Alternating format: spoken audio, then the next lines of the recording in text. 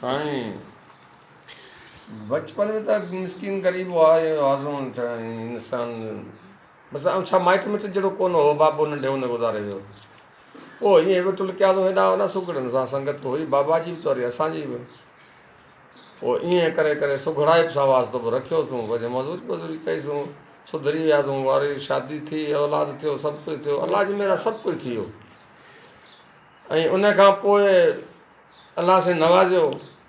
जो सुघड़ाइप में जाम शागिर्द बि कयासीं सेखारियोसीं शागिर्द पैदा कयासीं सुघड़ थी विया इहा बि अलाह जी अहसानी थी ॿिया जी तकलीफ़ूं दुनिया में के अचनि थियूं के वञनि थियूं अलाह से सभु दूरि कंदो हींअर हीउ टंग वारो मसाइलो थी वियो जेको एक्सीडेंट थी वियो सभु कंहिं कचहरी में वियुसि पई अलाह जा अहसान थिया इन खां बि अलाह साईं बचायो सकावत खाते जो निहायत थोरा आहियां जो ऑटोमेटिक ॿिए ॾींहुं मूंखे 2 लख जो चेक ॾिनो जंहिं वञा मुंहिंजो इलाजु काफ़ी सुठो थी वियो हाणे भले इलाजु ख़र्चु मुंहिंजो 10 लख अची वञे भले अची वञे उहा कोन्हे पर मूंखे उहे 2 लख जेके तमामु तमामु भला लॻनि था ऐं सकावत खाते सॼी उमिरि थोरो न लाइ सघां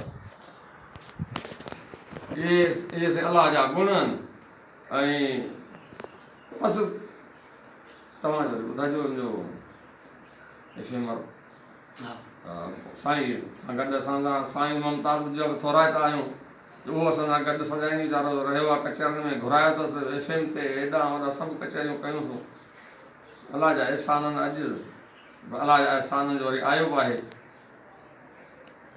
तव्हां ॿुधायो असांजी दुआ आहे त असांजो ॾाॾो आहे ॾाढो ख़ैर मोहम्मद असांजी दुआ आहे त ॾाढो ख़ैर मोहम्मद जल्दी सिहतयाब थिए असां ॾाॾे खे वरी बि ईअं जाम निंदे जे ॻोठ में सांगड़ में कचहरियुनि में खिलंदे कुॾंदे ॾिसूं इहा असांजी ख़्वाहिश आहे ऐं असांखे यकीन आहे अलाह ताला असांजी इहा ख़्वाहिश पूरी कंदो दादा तूं हिमत वारो माण्हू आहीं ऐं माशाअल्लाह तूं ॿियनि खे हौसलो ॾियण वारो आहीं ऐं अॼु आउं सम्झां थो इन हूंदे बि अॼु तव्हांजा जेके हौसला ॾाढा बुलंद आहिनि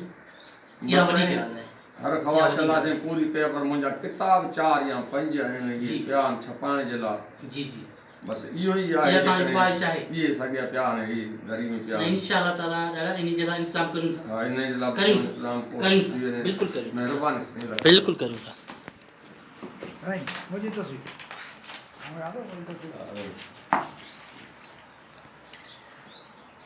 हीअ ॾाढो